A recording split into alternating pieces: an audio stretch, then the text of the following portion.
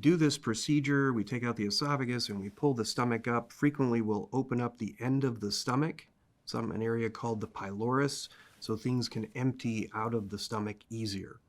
Patients are very gravity dependent for things getting out of their stomach, and that's why we tend to open up that exit to the stomach, what's called the pylorus. Now, when we do that, unfortunately, things can empty very rapidly. And when they empty very rapidly, patients get what's called dumping.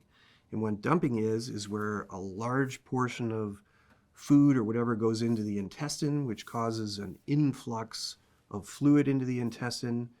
And what happens there is patients get severe diarrhea. Some of them can get flushing, palpitations, sweating, and it's quite miserable. And it generally occurs after every meal because things are emptying too rapidly out of the stomach. Generally, a dietitian can help minimize the symptoms of dumping because dumping is associated with certain foods or combinations of foods. So that's where the dietitian becomes very helpful in trying to minimize or prevent the dumping. After esophagectomy, many patients will have difficulty getting in enough nutrition to maintain their weight. In fact, it's not uncommon for a patient after esophagectomy to lose 10, 15, even 20% of their body weight.